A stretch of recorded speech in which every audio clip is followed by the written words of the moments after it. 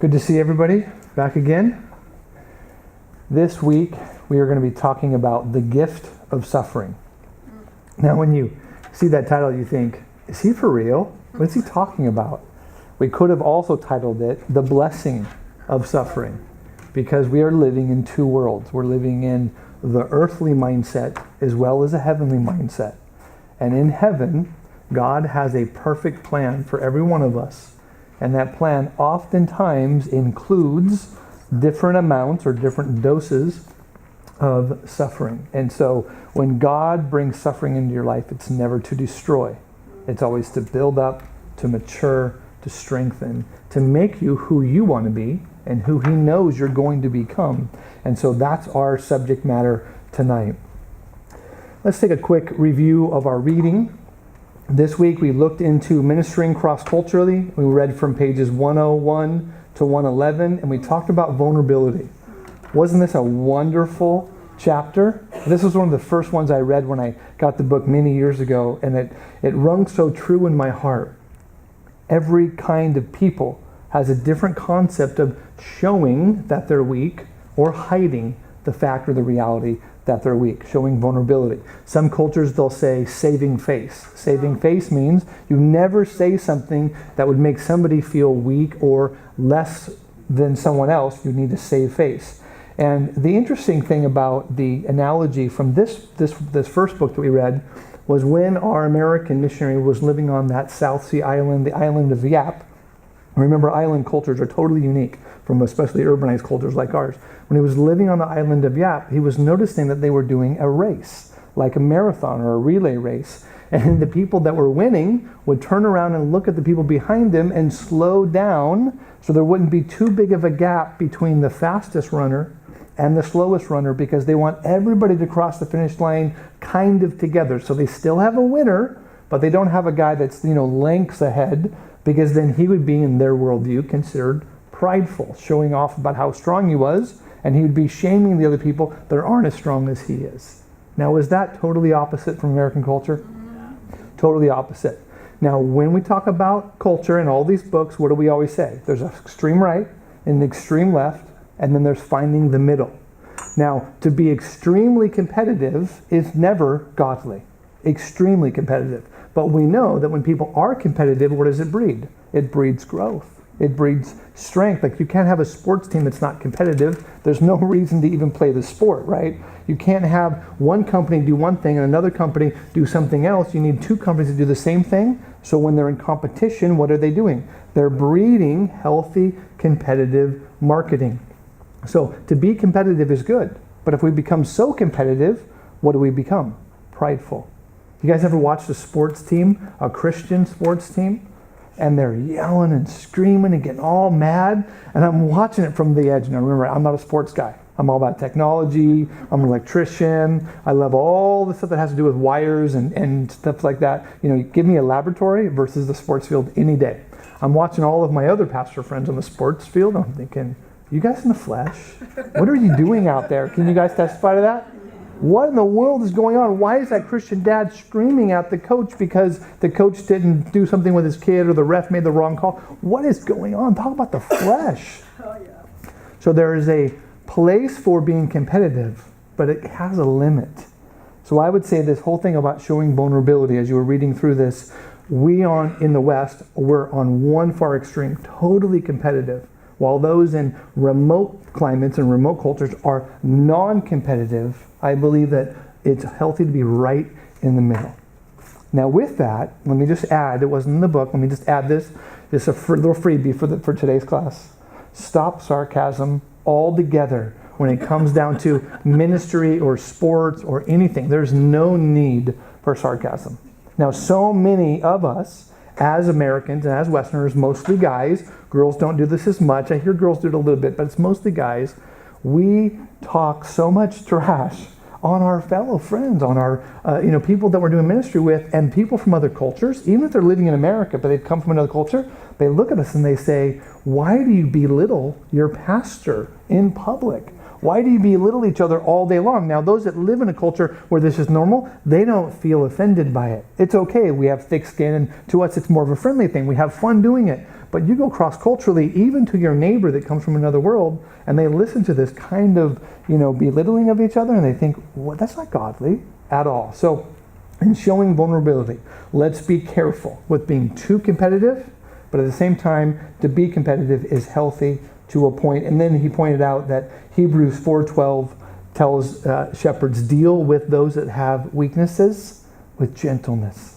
Meaning if we are going to point out a flaw or a fault, we're using sports just as a way to see it in our minds. But when we're dealing with somebody in the sense of sin and righteousness, if we are going to point out a flaw, it's got to be done gently and calmly.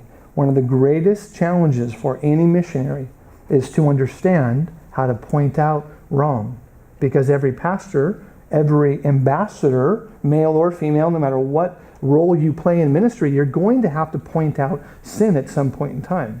So we need to learn how to do that, taking it slow. And a lot of cultures have a mediator, meaning if I want to point out something with my friend Tim, and Tim and I go to church together, we know each other well, so I'll single him out. If I want to say, Tim, I really think you need to change something in your life, as American man to American man, I'll just take him out to coffee and I'll just lay it on him because he can handle it. That's our culture. But if Tim was from Africa, I could never say that.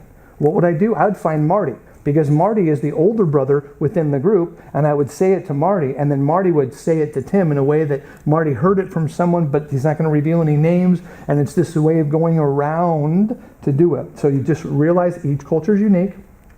Hopefully you'll have Christians in this new culture that can guide you through all of these unseen things, because every missionary is going to speak truth, and you have to speak it in a way that the culture understands it. If not, they'll be so offended by the way that you present it that their wall will go up. Then you know that they're not receiving from you. Your wall goes up, and your whole concept of being an ambassador has been lost. Now I'm thinking of Shane. Shane's on her way to Japan soon. Japan and the culture in Japan is so culturally thick and deep and unseen. It could take her 5 years to figure out how to confront a Japanese sister in the Lord in love. Yeah, be praying for her. Every one of these cultures is unique, and I only know the ones I've lived in. And if I moved to another one, I wouldn't know it until I've lived there for years. Even though I know about these things, it would take me years to discover what it's like in that unique place. So dropping sarcasm, speak words of love. There are times for this concept of being competitive, but let's reduce the competitive idea to a minimum. It's healthy to a point, but it's not healthy when it goes to the extreme.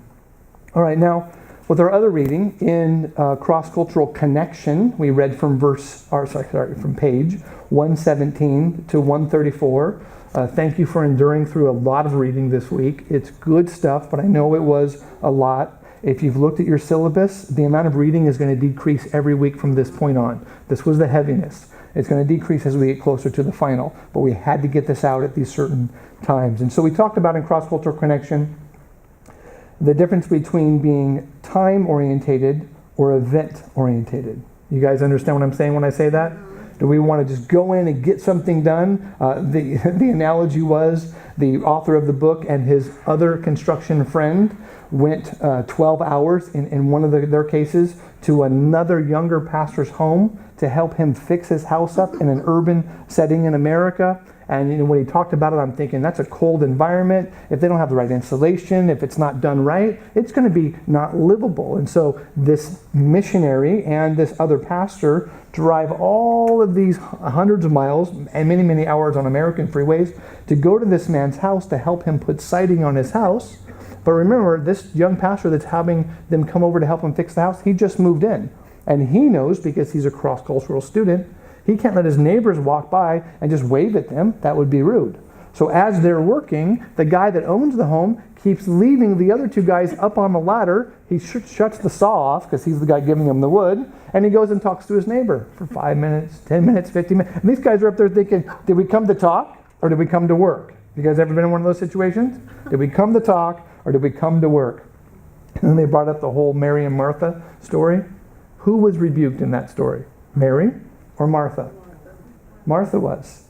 Now, if I was going to be either one, Martha. All the way down. Why? Type A, get in, get the job done, handle it. Oh no, the Son of God's at my house with his 12 guys, and the entourage that goes with that. And remember, no microwaves, no running water, no electricity. Live in a mud hut village and realize what it's like to try to feed that many people at the drop of a hat. You know, Martha's freaking out. That would have been me, right? And then there's Mary, just sitting at the Lord's feet, saying, yeah, we'll eat, but we're not going to eat now. God's talking. God's on the move. God's doing something, and you're worried about making food? The food will come. So be careful with the Mary and Martha. We're all guilty of being one or the other too much. You have people that just talk all the time, and they don't do any work. And then you have people that work all the time, and they don't do any talking. It's somewhere in the middle, like we said, striking the balance, finding that balance. And then I thought it was really beautiful as he talked about not time and event, but task and relationship. The author brought up the idea of working even internationally. This isn't in ministry. This is two business people working internationally. A lot of cultures are more about the relationship than they are about signing the deed or signing the contract. And so they want to spend time with you talking about your family, and you're thinking, we got $1 million on the table in this project and the manufacturing plant and all these things that have to be done, and you want to know about my grandfather? What? Get out of here. Why do you want to talk about that? A lot of us in America, we go to Asia, to mostly China and Japan, to get our manufacturing done. You better spend time when you go into these countries with the people, just getting to know them. And it was a brilliant insight the author gave about how a Japanese man, oftentimes before he makes a deal, especially cross-culturally in business, he'll stop and he'll close his eyes, and you're thinking, is he sleeping during the presentation? What's going on? We're in a business meeting here about all this money. What is he doing? He's closing his eyes and he's feeling his gut instinct. He's feeling his stomach. And he's saying, do I have a physical peace about this relationship? Because if I don't get along with this person, I'm not going to sign my name to $1 million deal. Well, think of that 100 times spiritually. You're going to a place, you're trying to convince a group of people that something about their life or their world has not been lived out correctly, and their ancestors, maybe that this is an unreached area, have not gone to heaven, and you're bringing them truth. This isn't just signing a deal about some money. You're talking about making a relationship and leading people down a path that could change their world forever. And as they're changing, they're giving up their relatives. They're giving up all that they've ever known as right. If we don't do this in a way that's sensitive, we're just going to have slammed, closed doors immediately. So talk a lot. Be with the people. Spend time with them. The author concluded his thought with, when you get to that new country, know what suitcase to open, or what he called their briefcase. Do I open the do the task briefcase because that's their culture? Or do I start with get to know the people briefcase? Because if they're all about relationship, I need to open this briefcase and get to know them, and then we can do the task. But if they're all about task, I can't be talking to them. I got to get the job done, and then they're going to want to get to know me because they respect me because I got the job done. So know what kind of culture you're going into and start with the right thing, because first impression makes all the difference in the world, especially cross-culturally and especially spiritually. All right, let's pray and ask the Lord to open our minds and open our hearts to this evening's subject. Lord, as we enter into these concepts, as we tell these stories, as we open your word and we pray, God, we beg that you will speak to our hearts through your word. Lord, we don't want to be changed. That's really what we want to do, is we want to walk out of this room renewed by you, changed by you. We want to be, Lord, your ambassadors that represent you in every culture, in every place. Lord, we need sensitivity to people and sensitivity to your spirit. And then, Lord, the ability to apply your word in this new culture through the power of your spirit in a language and a way that is understood by the people. Lord, we thank you for the privilege, but we embrace the responsibility that you've called us into to be your ambassadors. We love you, Lord. Speak to us this evening. In your name we pray. Amen. Amen. So just to review from 2 weeks ago, we talked about culture shock. It was a really fun class. I mean, I had a lot of fun telling you guys all those stories. And we talked about what's it like to go into culture shock. It's realizing I may be an adult, I may be responsible, I might have degrees or whatever your standard of being prepared is, but in this new culture, I feel like an absolute child. I feel lost, I feel disconnected, I feel like I don't know what to do, where to go, and how to do it. This concept of total identity crisis. So I thought I'd start tonight with one of the funniest photos I have of culture shock, because tonight's going to be a really heavy night. So I thought I would start with this one just to bring some, some lightning in the room, just a little levity, I should say, lighten up the concept. This is my middle girl, Lila, and I think I might have shown this to you before, but I figured it'd be great to show it to you again. My daughter, Lila, every day when we walked out of our house in Sri Lanka, she would say hi to her pet cow. Now, I didn't buy her the cow. It was somebody else's cow, but that cow would plant itself in the front of my house every single day. Now, you wouldn't think this would bring culture shock until you've been there for a few months. And you step back and you realize, I'm living in one of the dirtiest cities in the world. I've got these deep lung infections from all the dust and all the soot and all the smog that's like swirling. We can actually see it swirling through the streets. And my lungs are, because remember, from Africa I got malaria, which weakened my body. So now I'm breathing all this terrible stuff in India or in Sri Lanka, and I'm getting sick from it. But my daughter, she loves it. This is her favorite place to be. Every day when we go outside, she goes, Dad, my cow's here. Dad, my cow's here. So one day I said, Lila, Grandma's going to want a picture of you and your cow. So she raises her head. That's my cow. It's my cow, Grandma.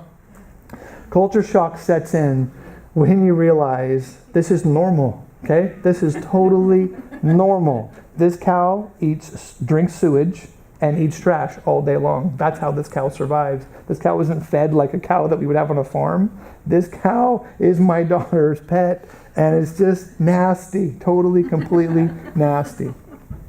Now in culture shock, this is just still in review to bring us back from 2 weeks back. Culture shock defined is losing the ability to think rationally.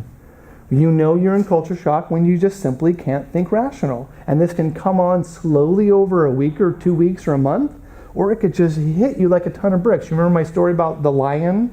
I'm sitting in that little mud hut, and I think there's a lion outside that's going to eat me. There's thousands of people around. There's no lion anywhere. The Sudanese, they hunt lions and kill them. But something hit me and said, you can't get off this chair, you can't move. And my wife's laughing at me. My pastor's laughing at me, and our national leader's laughing at me like, Rob, get up. We got to go to another place to teach a conference. And I said, no, I can't. What was wrong? I was in total, complete culture shock. I lost the ability to think rationally. That can happen in 1,000 different ways, in 1,000 different environments. And then we watched that wonderful video of a Chinese train where the people just stuff themselves in, and then the conductors or whatever you call the guys that work on the platform, they're pushing them in and pushing them in and pushing them in. And the greatest part about that is what those guys were doing is they were pushing their coattails in so that the doors wouldn't touch their coattails. And all those people were like smashed in there for like an hour or 2 hours. Nobody was upset. Nobody was angry. Nobody thought it was wrong. It would have made me lose my mind. Are you guys with me on that? I would have lost my mind being pushed into that train car. I would have been in total, complete culture shock. And then we talked about, this is now last week, so we're coming forward 1 week. Last week we talked about the 6 cycles of culture shock. The 6 cycles. The first one was preparation, being called out, hearing God's voice, and then getting there, the honeymoon. And then once you've been there for a little bit and all of those, romantic ideas fade away and you realize, I have no idea what I'm doing. Why in the world am I here? Disillusionment sets in and you plummet way down. And then you don't go home, but you hold on for dear life. You begin the coping stage. You don't go home, you hold on for dear life, and then slowly you begin to adjust. And in adjustment, you start to rise back up into some kind of a normal thought process. And then after 2 years, you begin to settle. And so we looked at the red line as being normal. And when the call comes, you become, unrealistically productive. You get to the country, you're unrealistically anticipating all of this stuff that's going to go on. Then all of your emotions fall. All of it drops. In a sense, God's voice goes away. He was shouting and now he's whispering. What's happening? Everything disappears. And then after 2 years of riding this huge roller coaster, you become normal again. Now, every one of us, when we get to the mission field, we want to be normal the first day. Don't count on it. Don't count on it. You remember the rule? The further you go from your home culture, the higher and the lower you'll rise and fall, and the longer it will take to become normal. So if you're going to another state, this could happen in a little bump, maybe 6 months. When you're going to a foreign land, a foreign language, a foreign mindset, a foreign worldview, this can go extremely high, extremely low, and last for 2, sometimes 3 years. But just to put in your mind, 2 years is normal. So when God calls you to go somewhere, just put on the calendar. It's like, July 1st, 2016. Great. By July 1st, 2018, I'll feel normal and I'll start to do ministry normally. Okay, you guys with me on that? 2 years of preparation time. Very, very interesting times in our life. Culture shock, losing the ability to think clearly, irrational thoughts, concepts of isolation, wanting to hide, wanting to pull back, wanting to draw away from the people. And then, as we've talked about, one of the other signs of culture shock is everything becomes an emergency. Just be aware of those things. This is all still review. When you're in these stages, you think everything's out of control. And you literally feel like you're psychologically and spiritually drowning. But you're not. You're not. We told the story about the rats put in the water. Remember the rats in the water? If they didn't have hope, they could tread water for how long? 22 minutes. 22 minutes. When they were pulled out of the water, dried off and put back in the water, they treaded the water for 20 hours. You have the hope of eternity, and you know that God is totally in control. Everything is going to work out. It will work out. And why does God bring culture shock to us? Because we must die to ourselves to be used by Him. And that is just a spiritual truth across the board. But when you go to a new country and a new place, there's so much to learn. You've got to be literally drained of yourself to be refilled by the Lord. And we looked at John 12:24 and 25. Truly I say to you, unless a grain of wheat falls into the earth and dies, it remains alone. But if it dies, it bears much fruit. For whoever loves his life loses it, and whoever hates his life in this world will keep it for eternal life. Now, we've read that verse since maybe Sunday school when we were young. It applies more in cross-cultural ministry than at any other time because it is all that we have. Lord, I am dying so that you can plant me into a new place. You can make me into a new person so that in time I can grow into something that can produce fruit. But when I first get there, it's all about death. Knowing is half the battle. The Lord is in total, complete control. His Spirit, His Word, the other Christians around you, other American missionaries, hopefully you have them. They can help you walk through these concepts. Hopefully you're in a place where those things will be able to encourage you and you won't give up. You'll press in. So here we are at this week's study. That was all review to bring our minds up to it, and we are going to be a little repetitious in this classes, if you notice, because these are new concepts, and these are concepts that are going to make or break our ability to be functioning and to be productive in a foreign setting. And unless we hear them many times, they won't stick. And you'll get in these places, and everything you've learned in class will just fade away. And you'll feel like, I don't know anything about culture, but you spend, 30 hours in class talking about culture, and 30 hours at home reading, and then hours writing a paper, and all of it just goes and just drifts away. So today's subject, the gift of suffering. Culture shock can lead to total spiritual and physical shutdown. So when I use the term suffering, that's what it feels like so oftentimes. It feels like I am mentally shutting down. I am spiritually shutting down. Everything in me hurts. It just simply hurts. There's nothing that's comfortable. That's when you know you're in a season of culture shock. Nothing is comfortable. Everything is out of place. And it doesn't matter where you go or what you do. Now, it's good, as we talked about 2 weeks ago, it's good to take a little break here and there. If you're working in like an extremely Eastern setting and you go to a Western hotel, for a day or two to just have things normal, like electricity or running water or something like that, that could bring a little bit of comfort to you. And we all need that, but not for long periods of time. These are little breaks, like Jesus saying, I've got to break away from the crowd and go pray all night. But the next day and the next 2 and the next 3 days, he was back with the people. He didn't take months off. He took days off. So those things are good. But know this, you will know you're in culture shock when you feel like it just hurts. Nothing is right. Nothing is right. Now tonight, as we talk about suffering, I'm going to use human suffering as our example. which means we're going to look at photos that are going to be disturbing. And the only reason why I show them to you is because you're college students. I would never show these at a church. I would never show these like at a support gathering with, everybody in the room that isn't called. But we're called to go out. And so I just want to show you the things that I've just walked into without being prepared for. These are things that have happened in my life. Every photo I want to show you tonight are photos that I've taken or somebody on my team has taken. None of these are downloaded from somewhere else. These are all things that we've experienced. So it's going to be a little graphic. I'll warn you as we go through them. And I only do it so that you can be shocked a little in class by a photo that was taken 10,000 miles from here. So that when you go to one of those places and you're living it, you can't escape it. You can't close your eyes. You can't bury your head in the sand like the ostrich. You can't do that. You've got to deal with the issue as it comes. And so if you have to close your eyes in some of these images, I totally, completely understand. Now, we talked about culture as being something that we have to accept. We have to work within. We cannot control it. You can't control culture like you can't control the weather. We can try to gauge it and understand it. Like one of the things that we spend billions of dollars on in America is predicting the weather. Isn't that true? You know how much money we spend just to know if it's going to rain tomorrow or not?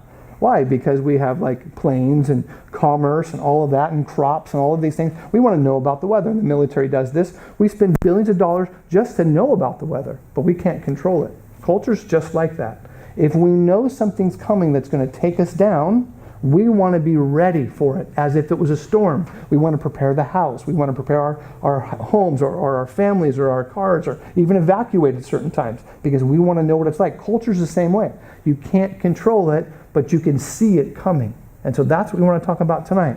One of the hardest things to deal with in culture shock is somebody else's suffering. Now, as an American, normally you have the technology, the money, and the preparation to not suffer these things yourself, other than malaria and car accidents and a few other things like that, which we all suffer. But the things I'm going to show you tonight are things that I don't deal with personally, but when I see somebody dealing with them and I'm working with those people, they're in my home, they're in my life, I'm part of their community. When they suffer, I suffer. And because these cultures don't control the way we in the West do, they don't think anything of it. In my mind, I'm thinking, this can't be. We got to change this. We got to fix this. We got to do something to make this different. This can't go on like this. But 10,000 people in the culture that you're ministering in, they say this is just the way it is. Accept it. And so there's this war inside of you. You're suffering, and I want to help you and fix you, but you don't want to be fixed. And then you have to ask yourself the question, is my solution really the cultural correct solution that will work in this setting? Well, you don't know those answers until you've lived there for many, many years. And so human suffering is the only thing that we're going to look at tonight when we talk about this concept of the gift of suffering that God gives us, dealing with other people's suffering, and then what God's plan is in the big picture. That's what we're talking about tonight. God's plan in the big picture of all of this. Your heart will break because culture shock will go so deep that you'll lose sleep, you won't be able to think, and any of that. So, my first graphic image is what I'm going to call demonic religious ceremonies. When you're living in parts of Asia, you will have to grapple with people that simply worship demons. Right now, the Hindu people, this would be a lot of Sri Lanka, mostly in India, and then a bunch of other smaller countries, they worship demons, straight out. Now, not all Hindus are bad people, but let me tell you this, their religion is based on demonic worship. And so I'm at this festival in my country of Sri Lanka, and remember we celebrated every religion in Sri Lanka, Islam, Buddhism, Hinduism, Christianity, everything was there. So they had all these celebrations, and they were all out in the streets. And I see this guy with hooks in his body. These are huge fish hooks that he's put into his body and stretched tight. So his whole body is there, and he's holding on to a pole, and next to him is a guy on either side. So there's like lines of these guys with these fish hooks in them. And I'm thinking, why? Why? Isn't that the first thing you think? Why would you do that? When people follow a demonic religion, know this, the devil comes to steal, kill, and destroy. And a lot of times he can't do it right now. So what will he do? He'll put within a culture a whole system of things that kill, steal, and destroy across the board. And so these guys will get so loaded on drugs, or they'll be sober, depending upon the way their culture does it. Every kind of Hindu community is unique. And then they'll put these hooks in themselves and say, if I can feel this much pain, maybe I can be released from my sin and I can be part of something greater, like a nirvana state. This is a whole Hindu thing. We don't have time tonight to talk about their mindset, but there's a reason why they do this. There's a reason why their families celebrate them as they do this. And as Westerners, we're looking at this thinking, you're all insane. How in the world can this be? Never allow something like this to cause your heart to close off and to say they're not able to be redeemed. When you see this kind of suffering, know that there's demons behind it. And Jesus came to destroy the power of the devil. Those verses set me free when I was living in these cultures. Jesus came to destroy the power of the devil. Why did God send me to this country? To bring the gospel so things like this will cease. Of course, it's salvation for eternity. But even more than that, so often, it's right now what God is doing in their lives as a whole to destroy these things. Don't allow millions of people's ways of life to cause you to shrink back. So these are just demonic religions. That's just one example. There's many of them. That one was just the easiest to show you in one photo. And then there are natural disasters. Natural disasters happen in countries in ways that we in the West would never have to deal with. If there was a tsunami, this is what had happened after the tsunami hit in Sri Lanka. If there was a tsunami in America or in Canada or any of the Western world, even parts of South America that have great technology, we would know it. We would know it hours in advance, and we would do our best to evacuate. Now, not everybody would be saved, but in Sri Lanka, they didn't know that it was happening until the wave was already on them. I was in communities where hundreds of people would load up in a train and try to go north to try to get away from what they could see was the wave, and the wave actually came, took the entire train, which was, I think they said it was 10 cars filled with people, so 200 people in this train car. The wave grabbed the train car, rolled it into the ocean, and only one or two of those cars came back, and they actually pulled them out of the ocean. Those ones were sunk forever. Hundreds of lives snuffed out just like that. One little boy escaped because he got out of the train. He jumped out the window. He was a little kid. Those little slide down old-fashioned trains. Jumped out of that little window and climbed a huge pine tree that was thin and tall. And he stood on top of the pine tree as the pine tree swayed as the wave was going under it. And he watched his entire village, his parents, his friends, everybody washed out into the ocean. And he climbed down after the wave subsided, and he told us the story. And we're just like, what in the world? Are you serious? There was a tsunami? You guys had 10-hour warning and no one did anything. This kind of tragedy can cause you to want to shut down. Then you see these photos of these Buddhist men carrying their sons in their arms. Now these are people that have never heard the gospel, living in an unreached land, taking their child, and I left out the rest of the photo where there's about 20 other children in a grave that the government had just dug with a huge tractor, and this dad is bringing down his 20th child. This is probably his own child, but behind them is 20 other kids. And they're just loading the bodies of the kids into these graves. And as all the parents just weep and howl, the tractors come and just fill the graves up. This happened all up and down the coast. 30,000 people that morning. It was Christmas morning, right? The day before. 30,000 people died that day. And when we saw these photos, everything in our natural minds said, we don't want anything to do with it. It's too difficult. Now this is just one photo. When you're walking these places and talking to these people and seeing these mass graves, it's just waves of grief are coming over you. And the Lord's saying, they have no hope. They have no hope. This is why we go. We don't reject them because of their suffering. We go to them because they are suffering. And that's a thought that can seem to be okay in this moment. But when you're living it and you're weeping with them, and it's day after day, it can be overwhelming. Weep with those who weep. We go to them because their lives are broken. Now, moving to Africa, mob justice is very common in most third world countries. Most of the countries that we want to go to that are unreached are third world. Mob justice is very common. What's mob justice? Mob justice is like this. I'm sitting outside of a little cafe kind of a thing in downtown Kampala, which is the capital of Uganda, in the middle of Africa. Sitting outside of a cafe, I think I was studying to do a teaching or something, and all of a sudden I see this naked man run down the street. And I'm like, why is there a full-grown naked man running down the street in broad daylight?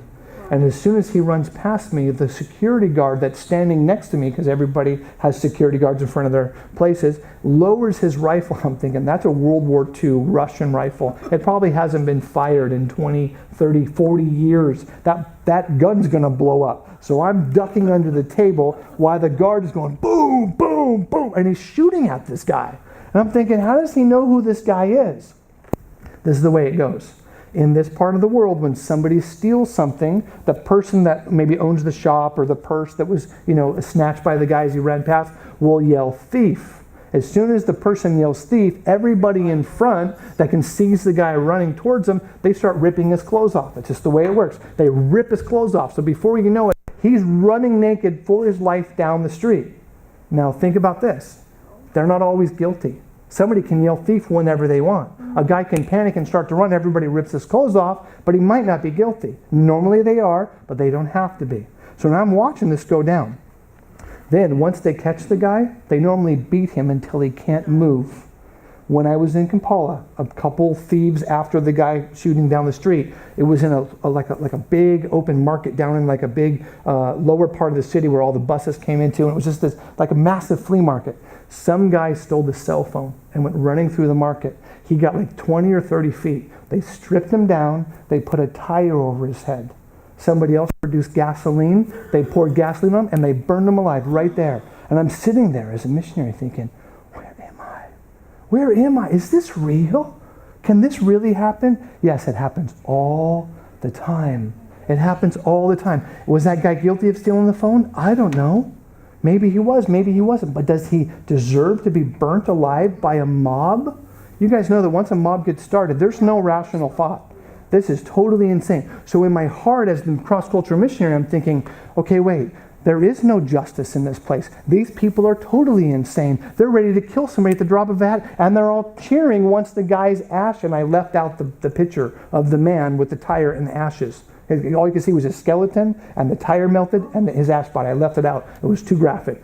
Happens all the time. I'm thinking, these people that are doing it are broken, and that thief is broken. Why in the world am I here? Why do I allow my wife to be here? Why are my kids here? This place is crazy. And the whole time the Lord's saying, they're like this because they don't have the gospel. And now deal with this fact. If I didn't have the gospel, I am capable of doing the exact same thing. If my grandmother taught me to do that, and my father taught me to do that, I would do it. I was so dead in my sin that I'm capable of doing this. The difference about America and most of the Western world is we're Judeo-Christian. We have a Judeo or a Jewish heritage, the Old Testament, the laws of Moses, and we have a Christian heritage. So even if we're not born again, we have a sanctifying agent within our worldview. In these cultures, they don't. So these things can get crazy within a moment. It's just absolutely shocking. How did you take a picture? How could you have the... I didn't take that photo. The photo of the guy that was melted, I got it out of the newspaper because they post that stuff every day in the newspaper. Every day. Every single day. I'll show you a couple more that come out in the newspaper. This is a picture of a little boy making trash soup in one of the world's largest slums in Nairobi, Kenya, just next to Uganda. We have a church there, Calvary Chapel, Nairobi. A good friend of mine pastors it. And as I was walking through the Kibera slums, which is where this is at, maybe you guys remember when Pastor James was giving his testimony about where he got saved? Mm-hmm. This is where he got saved. He walked all those years to get to the biggest slum. That's where he got saved. Well, this little boy was sitting out there making trash soup. You think about where our children play and what they play with. Let's imagine, I just met a couple going to Israel. Let's imagine you're in Palestine or you're, on the Gaza Strip or somewhere, and you see kids with machine guns. And you're thinking, what is this? Is this for real? I've got a picture that I didn't even put in this one of a Palestinian father, all proud and boasting in his son, and his son was like 5 years old, and he was strapped with explosives. So there's this father and this son. I'm thinking, these people grow up with such insanity. Can this even be real? And when you see a child playing in a garbage heap, and it was hard to show you the picture because there was so much garbage, but it's heaped all around him, like as high as 10, 20 feet of, and then this slum goes on for miles in every direction. When you see this child, and then you go home and you look in your own child's face, and you think, what makes my child more special than this child? What makes me more special than this child? Why wasn't I born in a slum? And all of this reality of suffering causes your heart just to start to shut down. Your mind doesn't know what to do with it because this is all new to us. People that have been living here their whole lives, they've developed what they call coping mechanisms. They've developed a way of thinking that they can get beyond feeling sad about this, because if they were sad about this, they couldn't cope. Because how many people live in Kibera? Tens of thousands, I think, maybe, well, I don't even know, maybe there's even like 200, 300,000. Some absurd amount of people living in a slum. They're over it. To them, that's just totally normal. To us, we shut down when we see this kind of suffering. And then, now moving north into South Sudan. South Sudan, as you know, has been ravaged by war for the past 25 years. That's the most recent war. Then they had a few years of peace. I think it was 10 years of peace. And then a 20-year civil war previous to that. So these guys have been at war for almost 50 years straight. When I'm in South Sudan, all we see is machine guns and insane people. And every time I go there, every time I'm part of this, I just think, Lord, this isn't real. This isn't real. These men don't come in the morning on their horses with their machine guns and mow down entire families. There's no way a person can do that. And every day we get another report. Every day we get another report. Last week I gave you a report about how Pastor James was raided by a group of guys that wanted to, go somewhere, and they forced his way into his car. And this week I got a text from James that said that our principal, his name is Kawaje. Kawaje is one of our pastors and our principal of our school. He was going from the school into Kenya to get the supplies to take it back to the school in South Sudan, and on the way, the Toposa and the Turkana, which are the two neighboring tribes, they went to war with each other right there. So Kawaje's like hitting the gas, he's trying to get out of there. Kawaje's guard, which was a Toposa, jumped out of the car and started firing on the Turkana, and so the guy that was supposed to be guarding our pastor principal was out of the car, and Kawaje's trying to get up there. Remember, these aren't real roads. It's not like you can put it in gear and go down the paved road. He's dodging potholes, he's dodging just to get supplies to build the classrooms for the kids. Just insanity. Constant insanity. They are killing each other all day and all night. And you're living there thinking, Lord, why? That's the question we want to answer tonight. Lord, why? They are so broken. Can they be fixed? Now, this was a picture we got from the newspaper. This was when the rebels in Uganda, this is just below South Sudan, back in Uganda, when the rebels attacked a refugee camp north of ours, and the UN came in about 10 hours later and started to count all the bodies that had been killed. Remember, the rebels come in and they just shoot everybody.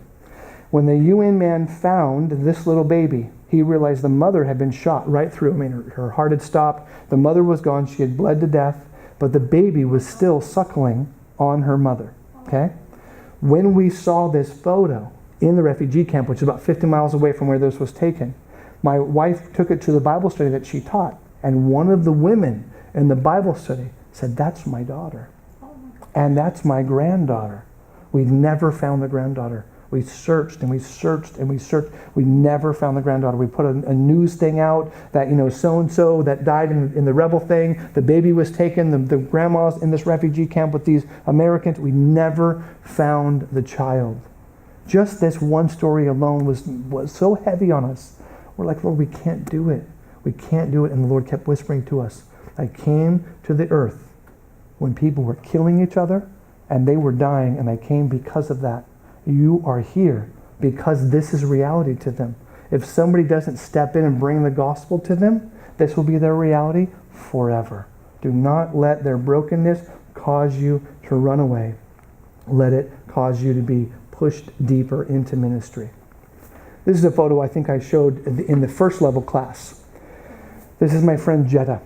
Jeddah's family was murdered by rebels. His village was set on fire. When he was there, he actually ran into a field to hide. He looked back and he watched his mother, his father, and all of his siblings and his entire community killed. What they did was they raped the women, like they always do, and then they killed the ladies. They cut their throats. Jeddah's watching this. They took the men They tied their hands behind their backs, and they put the men inside of a burning hut. When a hut burns, it's got a big mud wall and a huge grass roof. When you light that on fire, it only takes a couple moments for that dry wood and that dry grass to fall in and create a massive bonfire, and they threw the men into the fire. So here Jeddah is watching this.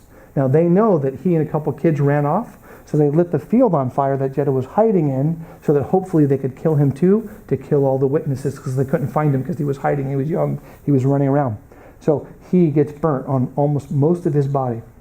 Another one of our missionaries that works in the war zone with the soldiers, he's part of the chaplain's corps, he finds Jeddah and he brings Jeddah to us. And we're thinking, what are we going to do with this kid?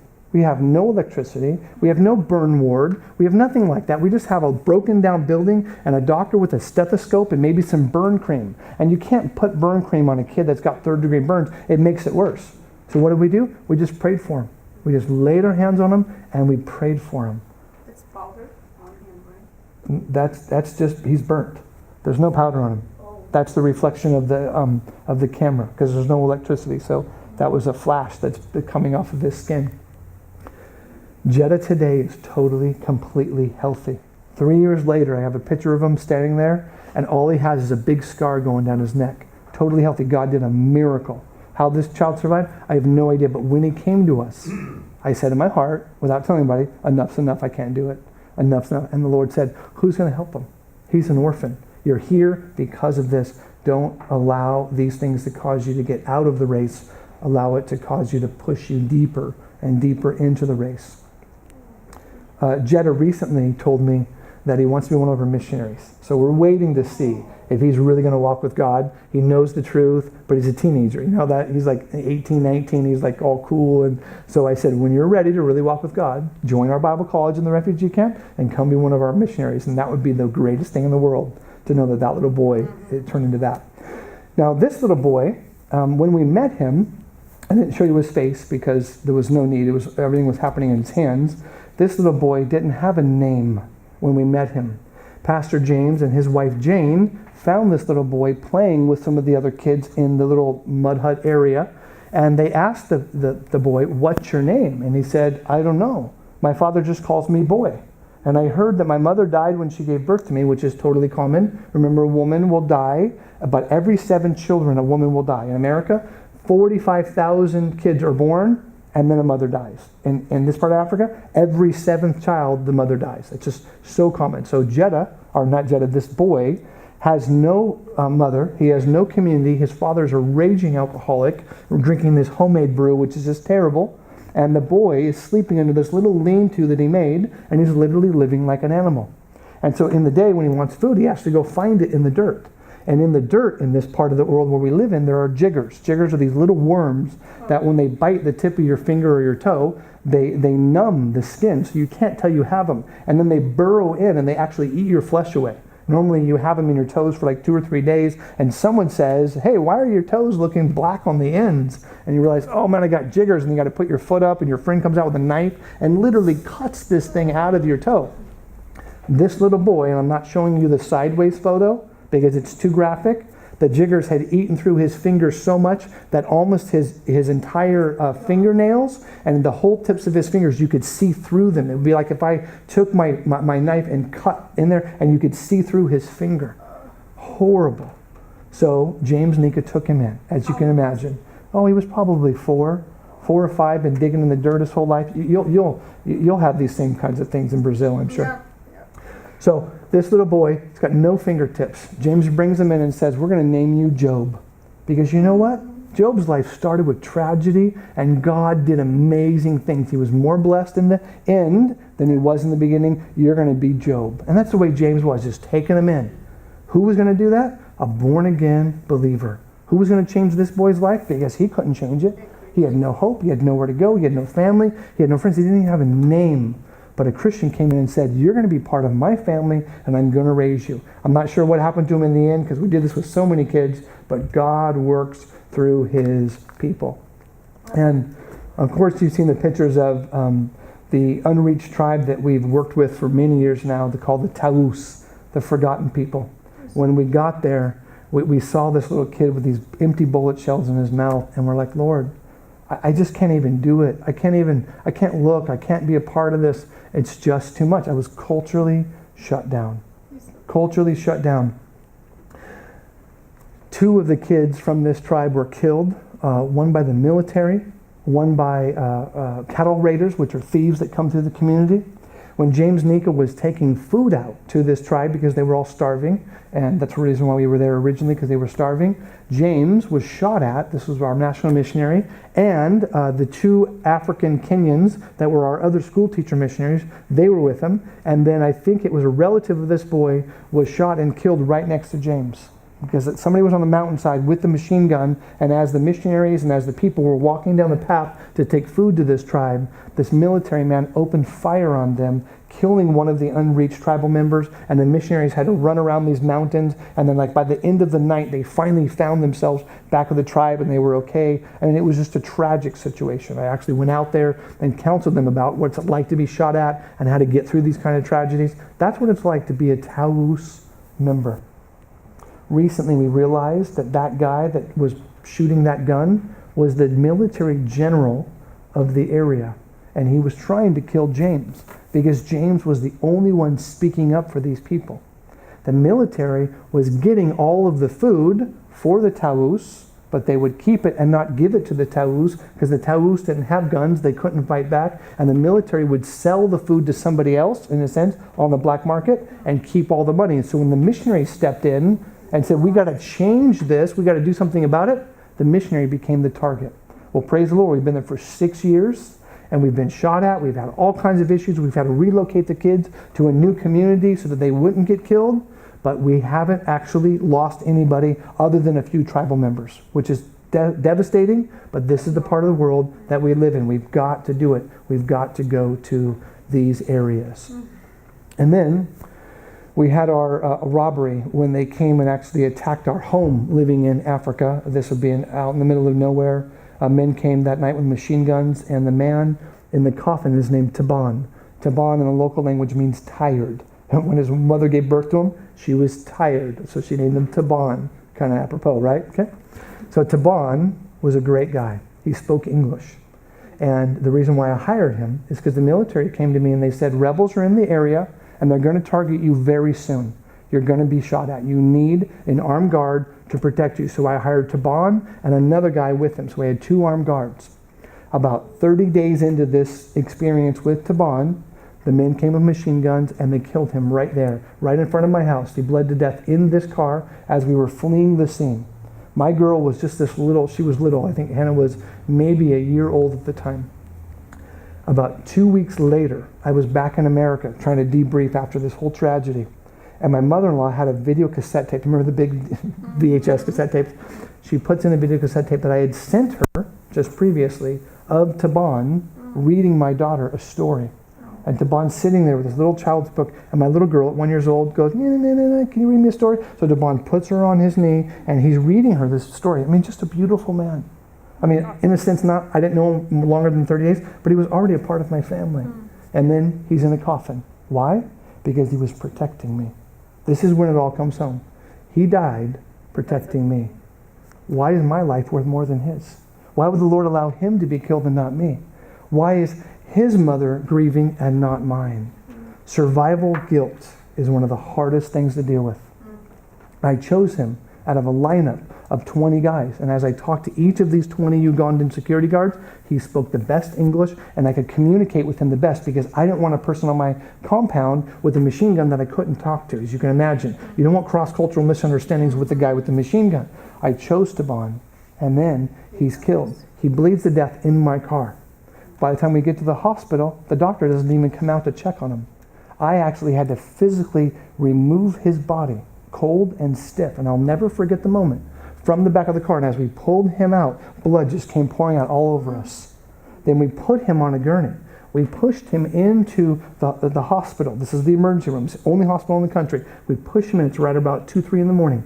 We push him in. A doctor appears out of nowhere, takes a stethoscope and says, "Yeah, he's dead. Put him back in your car."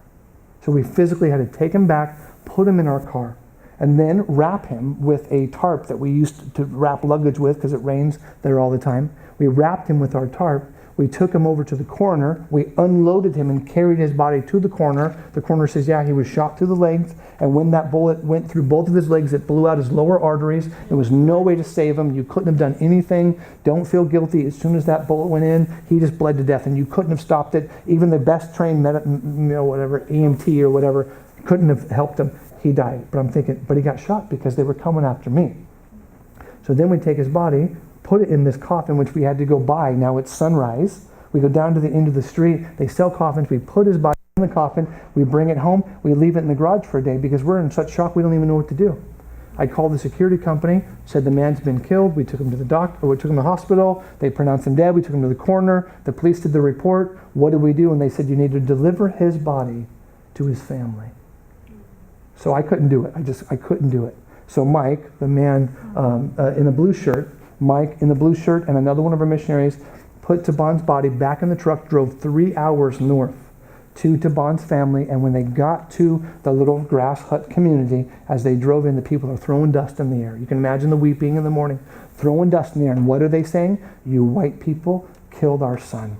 You white people killed our son. And they grieved and they yelled and they wailed, and we had to, not me but Mike, just sit there and take it. When you see this kind of suffering, your whole mind just says, Lord, I can't do it. I can't do it, Lord. Why? Why would you call me to this? Why is this even a part of your work? What is going on here? Now, when I read the New Testament and I read about the problems in the book of Acts, they're real to me, right? When Paul's being stoned or whipped or chained or imprisoned, those are real life events. And then I say, how in the world did Paul go from one city to another and deal with these things over and over and over? And as I'm thinking about being the missionary, my Lord speaks to me and says, I came to this earth to be nailed to a cross and to die. I came to this earth for one purpose. Unless a grain of wheat falls into the earth and dies, it remains alone. But if it dies, it bears much fruit. And then, not to be morbid at all, but then I watch the Passion of the Christ, the movie, just to understand what my Lord went through. Now, that movie doesn't even show you all that happened, but it shows you so much. It's an R-rated movie because of the amount of violence, but it doesn't even come close to what happened to my Lord. And so I think, Lord, you knew that people were literally animals, and they needed someone to die for them so that they could be born again. Those Romans, those Jews, those whoever were bringing that persecution on Jesus, he died for them. What did Jesus say from the cross? Forgive them. Father, forgive them. They don't know. Father, forgive them. Amazing. Tons and tons and tons of stories down that vein. I'll just move on from there. Let me just conclude with just 2 more stories, and then we'll take a break. And I want to section this between stories and the Word, so I just want to go just a couple more minutes with these stories. Witch doctors produce demonic culture. If a witch doctor is a revered person in the culture, there will be demonic activity. That is just the way that it is. The only way to bring change in a witch doctor or a demonically influenced culture is through local people. You are not going to be the one as a foreign missionary to bring this great idea and teach this great message and everybody's going to change. It's just not going to happen. I'll give you an example. In the refugee camp, when the children turned about 2.5 years old, when they were teething and their teeth would start to come in, the kids would cry. And so the witch doctor would tell the mothers, take a rusty nail and dig the kids' teeth out so that the kids won't cry and that they won't have that fever. Now, what the witch doctor didn't realize is the kids were dying not of the teeth and the fever, but of the malaria that they were getting. So they would get bit by a mosquito, then they would sweat, and they would cry about their teeth, and then they would die. But the witch doctors has never had a microscope. Just think about it. They've never had a microscope. They can't pull blood off of a child and say, is this child sick? Does this child have malaria? Why is this child like this? The witch doctor can't do that. So what does he say? Oh, it's the teeth. Because he knows that right about that time the teeth are coming in. So there's grandmother and mother putting a piece of wood in the front of the kid's mouth and taking a rusty nail and digging their kid's teeth out. Every child I met had their molars dug out with a rusty nail. Think of the tetanus. Remember, only 1 out of 2 children sees their 5th birthday in this part of the world because of these kinds of things. Now talk about anger. You want to get angry?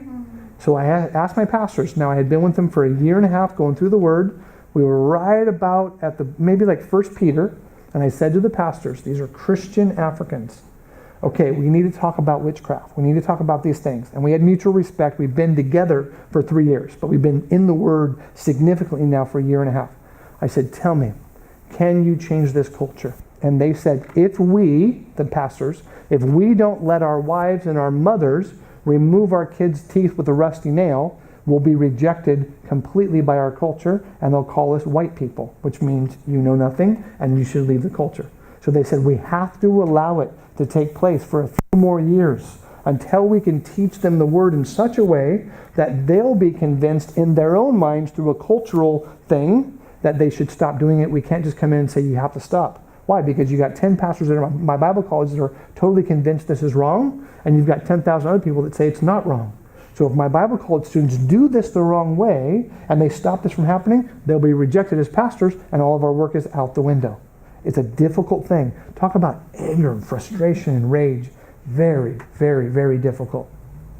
And then the witch doctors would convince the parents that each of the different clans would have to scar the kids' bodies in such a way that when you see this child come up, you would know he's a Dinka from this part of the community and this part of the tribe. Or they would do dots, or they would do V's. Some of the Sudanese would actually remove the 2 front teeth. They just pull them right out. Imagine what that's like in the middle of nowhere. How do they do that?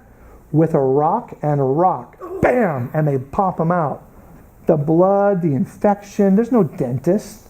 There's not even peroxide. I mean, this is horrible stuff. So they're going through all this stuff, and I'm thinking, Lord, I can't do this anymore. This is totally insane. And then they convince their women that their women are beautiful if they scar themselves. So we've got these ladies, and their breasts are scarred, and their arms are scarred, and their faces are scarred. Why? Because the witch doctor says this is what you should do. Now, they don't have clean knives. They have rusty razor blades that they found somewhere on the road that they cut them with.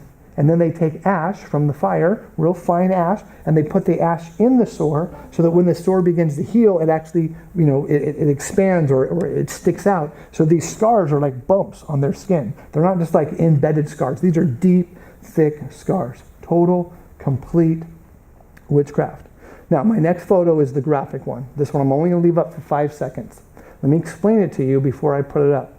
This next photo is when a child would get a wound on their leg, like a small cut or an abrasion, because they're out there playing in the rocks and sticks and they're always getting cut and scraped. A child would get a wound on its leg. The mom would take the child to the witch doctor. The witch doctor would then cut a bigger hole around that wound with a rusty razor blade, which would create what? More infection. So they would cut more holes, which create more infection. This little girl comes in. She's got holes. I'm talking like massive holes all the way in her leg, and you can see her bone. So the holes would start right up here at her hip, all the way down to her ankles, and you could literally say, her bone's there, her bone's there, her bone's there, her bone's there. The witch doctor then convinced her mom to stuff herbs or leaves into this child's leg. So this is what the child looks like when the child comes in. Filled with leaves and holes so much that when we pour saline solution on it, was the only way we could clean it, the actual leaves would go down into the holes and across the bone and then come out the hole below it. What you're seeing is the doctor with a glove on and his glove, and he's pushing the leaves from one hole out the bone and through the next hole to try to get all of this infection out of the child's body. So the child's laying down, and that's the child in the back. Now, this is all being done in the dark. We had flashlights. And the reason why you can see that is because we had a good camera that day. Some short-termer was with us, and the camera flash showed you that. We're doing this whole thing with like 10 flashlights, and the mom's just standing there. That child, we got that child to become healed. In a sense, we worked with the child, and we washed the wounds constantly, and we put whatever was needed on. I had a great doctor there. We talked about him last week or a couple weeks ago. Dr. Shadrach totally took care of the child. Child healed. The mom took the child away. Same thing happened again. The child died. This happened over and over and over. Remember our story about culture shock? About Dr. Shadrach that said, if you cut your kids, I'll cut you. And that wonderful African doctor lost his mind after 9 months of seeing these moms kill their kids because of witchcraft. And the doctor finally got so angry, he just cut one of the moms right across the breast with his scalpel. And then I had to evacuate him out of there so the mob wouldn't kill him. This is what I'm talking about. Culture shock is totally, completely insane. So the concept is you will have sleepless nights. When you're dealing with cross-cultural things, you will have incredibly broken sleepless nights. Let's go ahead and take a break, and let's come back in 5 minutes, and we got 2 more stories, and then we want to get into 1 Peter.